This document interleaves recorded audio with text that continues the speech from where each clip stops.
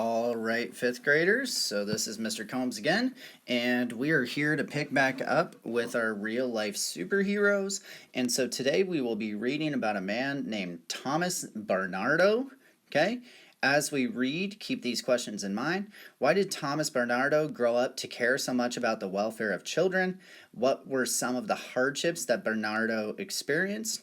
And then Barnardo was described as being the father of nobody's children. What do you think this means? So keep these questions in mind as we are reading. So, first things first, we are going to go over some vocabulary. We're going to go over vocabulary for about 2 sections today, actually. So, our first section of vocabulary on pages 11 through 14. Missionary, a person sent on a religious mission, often in a foreign country. Poverty, a state of being extremely poor. Destitute, without the basic necessities of life.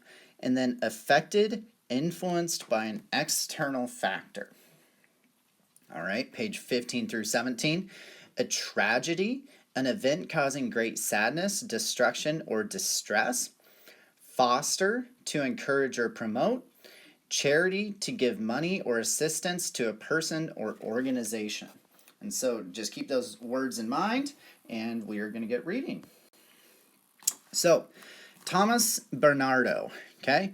Fact file, full name, Thomas John Barnardo. Date of birth, July 4th, 1845. Nationality, Irish. Died September 19th, 1905. Interests, reading, writing, and preaching. Worked as a doctor and a social worker for poor children, famous for improving the lives of tens of thousands of poor children in Victorian times. Once again, here we see this quote, the father of nobody's children. I want you to think about what this quote might mean in relation to Thomas Barnardo as we keep reading, okay? Once again, here we see a timeline for his life. 1845, born in Dublin, Ireland. 1862, becomes an evangelical Christian. 1867, establishes his charity. 1870, opens his first home for boys. 1874, opens the first in a series of night shelters for homeless children. 1875, Thomas's charity becomes known as Dr. Barnardo's Homes. Okay, 1876, opens Village Home for Girls. 1878, opens his 50th orphanage in London.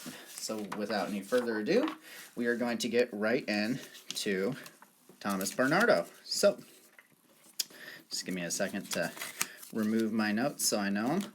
Okay, all right, starting right here on page 12, a troubled start. Thomas Barnardo was one of 4 children. He was often very ill as a child, but thankfully he grew up to be fit and strong. Although Thomas was bright and well-read, he quickly became bored and often got into trouble at school. He eventually left without passing his exams and went to work as an office worker. Here we see Thomas was born in Dublin, Ireland. Our little text box. When he was 2 years old, Thomas was so ill he was mistakenly pronounced dead by 2 different doctors. Okay? A new direction. In his spare time, Thomas began teaching the Bible at a Ragged School, a free school for poor children in Dublin, Ireland, and he joined his mother in helping sick and poor people. Then, at the age of 20, he left his job and moved to London to train as a missionary. Here are another little caption.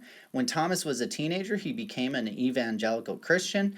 Everything he did after that was inspired by his religious beliefs.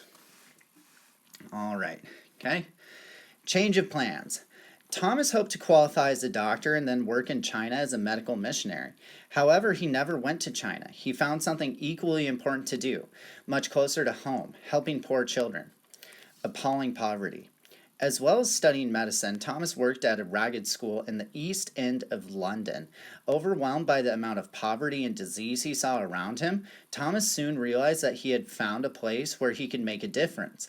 The following year, he set up his own Ragged School. Here's a picture or an illustration. Children being taught at a Victorian Ragged School. Okay, and then down here, another caption. In Victorian times, the East End of London was overcrowded and dirty. Many people were unemployed and lived in poverty, disease was everywhere, and thousands were hungry and homeless. So a couple questions I want you to think about after we read this page. My first question is, what made Thomas want to start his own school to help children? Okay, so what compelled him to really start his own school to help children? And then why do you think they called them ragged schools? Would these schools be called the same thing today? Okay, so I want you to think about that as well, and thinking about just in the context of the times, why they might have called them ragged schools. Moving on, okay, the shocking situation, page 14. One night, a boy at Thomas's school called Jim Jarvis asked if he could sleep at the ragged school because he had no family or home to go to. Thomas asked to see where Jim lived. That night, Jim showed Thomas where he and many other children slept, on roof and in dark alleyways, searching for food in all kinds of weather. Right here we see a picture of children from that time in London, two of the poor and destitute children from the East End of London. The first of many. Thomas was so affected by the sight of these homeless children that he decided to set up a home where children would get food, shelter, and an education. His first home for boys was opened in Stepney, London, in 1870, using money he raised from giving talks and making appeals in newspapers. Homeless children like Jim were given food, a clean bed, and an education. Our caption here, Thomas spent many nights searching the streets for children in need of a home. This was dangerous work, and Thomas was sometimes attacked and robbed. Moving on, a terrible tragedy. One night, a boy called John Summers was turned away from the Stepney Boys' Home because it was full. 2 days later, he was found dead in the street. He had died from cold and hunger. Thomas was so devastated that he put a sign on the outside of the home. It read, "No destitute child ever refused admission." A new venture. 3 years after his first home for boys was opened, Thomas married Sairey Elmsey. Sairey shared Thomas's religious beliefs and interests in social work. In 1876, they bought their first home for girls in Barkingside, Essex. Right here, the Barnardo's Girls' Village Home in Barkingside was made up of cottages built around a village green. Plans for expansion.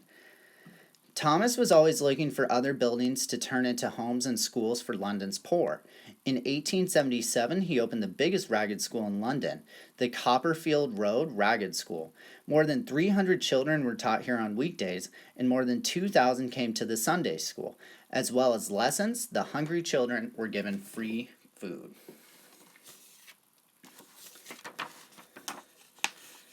All right. Hard work. When possible, Thomas found foster families for the youngest children he rescued. Older children lived in children's homes until they were old enough to attend a workshop or an industrial school where they learned a trade before going out to work. Here we see a picture.